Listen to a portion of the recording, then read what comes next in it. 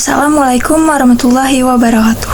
Perkenalkan, nama saya Saskia Nur Aila dengan NIM 2413040010 dari Program Studi Pendidikan Guru Sekolah Dasar Universitas Trilogi. Pada video kali ini saya akan membahas salah satu materi dari mata kuliah Strategi Pembelajaran dengan dosen pengampu Ibu Febrianti Yulisa Triani, SPDI MPD. Judul materi pada video kali ini yaitu Model Pendidikan Karakter. Pendidikan karakter sangat penting untuk membentuk generasi muda yang cerdas secara akademis dan memiliki nilai-nilai moral seperti etika yang kuat, karena generasi muda ini akan menjadi tolak ukur keberhasilan di masa yang akan datang. Di era globalisasi dan perkembangan teknologi yang pesat, masyarakat memiliki berbagai tantangan seperti peningkatan perilaku yang menyimpang, krisis moral, dan kurangnya empati di antara individu. Secara umum, pendidikan karakter bertujuan untuk menanamkan nilai-nilai karakter yang positif seperti kejujuran, tanggung jawab, kerjasama, rasa hormat, dan lain sebagainya. Dalam pendidikan karakter ini menekankan pentingnya pendidikan yang holistik, yaitu mencakup aspek kognitif, afektif, dan psikomotorik. Kemudian di sini ada pengertian dari pendidikan karakter. Pendidikan karakter adalah pendidikan yang dilakukan dengan pendekatan langsung kepada peserta didik untuk menanamkan nilai moral dan memberikan pelajaran kepada peserta didik mengenai pengetahuan moral dalam upaya mencegah perilaku yang menyimpang. Kemudian di sini ada nilai-nilai yang diajarkan dalam pendidikan karakter. Yang pertama itu ada religius. Religius merupakan sikap atau perilaku yang patuh terhadap ajaran agama, serta toleransi terhadap pemeluk agama lain. Hal tersebut mencakup sikap hormat terhadap pelaksanaan keagamaan, kesediaan untuk menghormati agama lain, dan kemampuan hidup berdampingan dengan toleransi. Yang kedua itu ada jujur. Jujur merupakan perilaku yang didasarkan pada kejujuran dalam bertutur kata dan bertindak, serta upaya menjadikan dirinya sebagai orang yang selalu dapat dipercaya dalam perkataan, tindakan, dan pekerjaan. Yang ketiga itu ada toleransi. Toleransi merupakan sikap atau tindakan yang menghargai perbedaan agama, suku, etnis, pendapat, sikap, dan menghargai pendapat orang lain yang berbeda dari dirinya. Yang keempat itu ada disiplin. Disiplin merupakan tindakan yang menunjukkan perilaku ketaatan, tanggung jawab, dan perilaku tertib terhadap berbagai peraturan yang ada dalam menjalani aktivitas sehari-hari. Yang kelima itu ada kerja keras. Kerja keras merupakan perilaku atau tindakan yang dilakukan secara sungguh-sungguh dalam mencapai tujuan dan meraih prestasi. Siswa yang rajin akan menunjukkan ketekunan dalam belajar, berpartisipasi aktif di dalam kelas maupun dalam kegiatan ekstrakurikuler, dan tidak mengeluh dalam menghadapi tantangan. Yang keenam itu ada kreatif. Kreatif merupakan kemampuan cara berpikir dan bertindak secara inovatif serta menghasilkan solusi yang baru dan bermanfaat. Siswa yang kreatif akan mengembangkan ide-ide baru, mengeksplorasi cara-cara baru menyelesaikan masalah, dan mengaplikasikan imajinasi mereka dalam berbagai konteks. Selanjutnya ada model penyampaian pendidikan karakter. Dalam model penyampaian ini dapat diaplikasikan ke dalam beberapa model pembelajaran. Salah satunya adalah model pembelajaran berbasis masalah.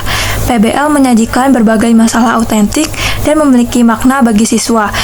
Menjadi pijakan melakukan investigasi atau penyelidikan sehingga mengembangkan keterampilan berpikir kritis siswa dalam menyelesaikan masalah, sehingga siswa memiliki karakter yang mandiri. Barel berpendapat mengenai 4 langkah PBL dalam mempelajari sebuah objek. Yang pertama itu ada begin with a genuine issue. Mulailah objek pembelajaran dengan isu yang nyata menjelang awal presentasi. Angkat kasus yang dapat menggugah minat siswa. Pilih masalah yang relevan untuk menghidupkan minat atau rasa ingin tahu siswa. Yang kedua ada map it out. Dari memperkenalkan masalah, mengarahkan siswa untuk memahami masalah dan mencari cara untuk menangani masalah tersebut. Yang ketiga itu be kreatif. Siswa diberikan kebebasan untuk mandiri dan mencari data lain dari sumber penting untuk meningkatkan wawasan mereka tentang mengatasi masalah tersebut. Yang keempat itu ada join a challenge. Siswa dipersilakan untuk memberikan jawaban atas masalah ini dan menutup efek samping dari menangani masalah. Langkah terakhir adalah siswa diberi tanggapan mengenai pemikiran kritis yang paling sesuai dari kasus-kasus yang telah diberikan. Kemudian ada kelebihan yang terdapat dalam model pembelajaran ini. Yang pertama itu menggerakkan kemampuan siswa dan memberikan kepuasan dalam mencari informasi baru bagi siswa. Yang kedua itu meningkatkan inspirasi dan latihan belajar siswa. Yang ketiga, membantu siswa dalam memindahkan informasi yang dimiliki siswa untuk melihat masalah yang sebenarnya. Yang keempat itu membantu siswa dengan mengembangkan informasi baru mereka. Selain terdapat kelebihan, model ini juga memiliki kekurangan, yaitu apabila siswa tidak memiliki harapan atau tidak memiliki kepastian bahwa masalah yang sedang dibahas sulit untuk diselesaikan, maka mereka akan merasa ragu untuk mencobanya. Bagi siswa tertentu menganggap bahwa tanpa pemahaman materi yang diharapkan untuk menangani masalah, mengapa mereka harus berusaha untuk mengatasi masalah yang sedang dipertimbangkan. Pada saat itu, mereka akan menyadari apa yang perlu mereka sadari. Selanjutnya ada pendekatan dalam pendidikan karakter. Yang pertama ada keteladanan. Mendukung pendidikan karakter, satuan pendidikan formal dan non-formal harus dikondisikan sebagai pendukung utama dalam kegiatan, serta menunjukkan keteladanan yang mencerminkan nilai-nilai karakter yang ingin dikembangkan. Keteladanan juga dapat ditunjukkan dalam perilaku dan sikap pendidik dan tenaga kependidikan dalam memberikan contoh tindakan yang baik sehingga diharapkan menjadi panutan bagi peserta didik untuk mencontohnya. Yang kedua ada pembelajaran. Pembelajaran karakter dilakukan melalui berbagai kegiatan di kelas, di satuan pendidikan formal maupun non-formal, serta di luar satuan pendidikan. Yang ketiga yaitu pemberdayaan dan pembudayaan. Pengembangan nilai atau karakter dapat dilihat pada dua latar, yaitu latar makro dan latar mikro. Latar makro bersifat nasional yang mencakup keseluruhan konteks perencanaan dan implementasi pengembangan nilai atau karakter yang melibatkan seluruh kepentingan pendidikan nasional. Yang keempat itu ada penguatan. Penguatan sebagai respon dari pendidikan karakter perlu dilakukan dalam jangka panjang dan berulang terus-menerus. Penguatan dimulai dari lingkungan terdekat dan meluas pada lingkungan yang lebih luas. Di samping pembelajaran dan pemodelan, penguatan merupakan bagian dari proses intervensi. Yang terakhir ada penilaian.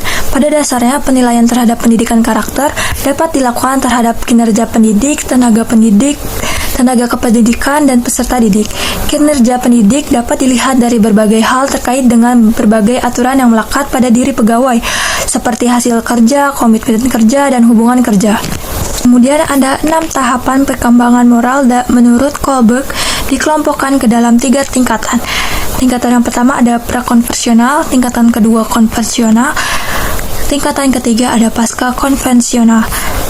Tingkatan pertama pada prakonvensional, tahapan pertama ada orientasi kepatuhan dan hukuman. Kemudian ada tahapan kedua yaitu orientasi minat pribadi. Kemudian ada tingkat 2 yaitu konvensional. Pada tahapan 3 yaitu orientasi keserasian interpersonal dan konformitas. Kemudian ada tahap keempat yaitu orientasi otoritas dan pemeliharaan aturan sosial. Kemudian terdapat tingkat 3 yaitu pasca konvensional.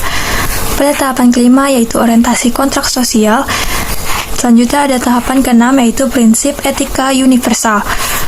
Kesimpulan materi pada video kali ini yaitu pendidikan karakter memiliki peran yang sangat penting dalam membentuk generasi muda yang cerdas dan bermoral dengan menanamkan nilai-nilai seperti kejujuran, religius, toleransi, disiplin, dan kreatif. Pendidikan karakter ini menekankan pada pendekatan holistik, mencakup aspek kognitif, afektif, dan psikomotorik, serta melibatkan berbagai strategi seperti keteladanan, pembelajaran, dan penguatan nilai-nilai karakter melalui lingkungan yang mendukung. Beberapa model pembelajaran seperti PBL bisa menjadi salah satu model untuk mengembangkan keterampilan berpikir kritis dan karakter kemandirian pada siswa. Sekian pembahasan materi pada video kali ini. Kurang lebihnya mohon maaf. Wassalamualaikum warahmatullahi wabarakatuh.